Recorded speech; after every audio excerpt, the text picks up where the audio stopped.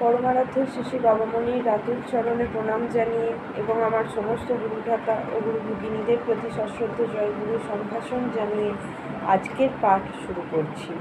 ওম অখণ্ড সংহিতা বা অখণ্ড মণ্ডলেশ্বর শ্রী শ্রী স্বামী স্বরূপানন্দ পরমহংসদেবের উপদেশ বাণী পঞ্চম খণ্ড। সদ্গুরুর অহেতুকী কৃপা। মহিলাবর্গ প্রণাম করিয়া প্রস্থান করিলে গ্রামবাসী কতিপয় ব্যক্তি কুটিরে প্রবেশ করিলেন। ইহাদের মধ্যে দুই একজন ভিন্ন গ্রামবাসীও আছেন। কেহ কেহ অনেকক্ষণ আগেই আশ্রমে আসিয়াছেন। মহিলাদের ভিড় দেখিয়া কুটিরে প্রবেশ করেন নাই, বাহিরে দাঁড়াইয়াই কথাবার্তা শুনিয়াছেন।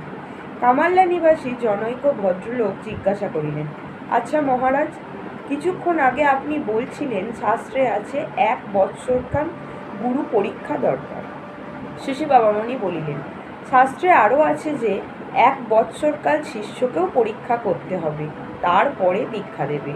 জিজ্ঞাসু প্রশ্ন করিলেন, অথচ প্রায়ই আমরা দেখতে পাচ্ছি একজন মহাপুরুষ এক সময়ে এসে দলে দলে নরনারীকে জাতি বর্ণ নির্বিশেষে দীক্ষা দিয়ে যাচ্ছেন, এর কারণ কি? শ্রী বাবামণি বলিলেন, এর কারণ তাদের অহেতুকী কৃপা।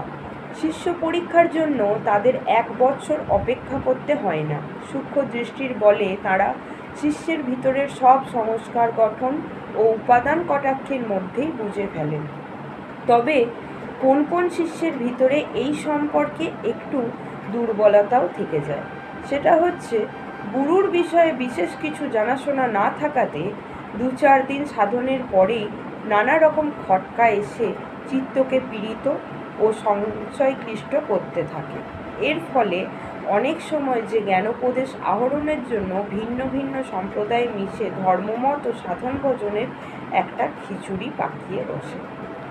জয়।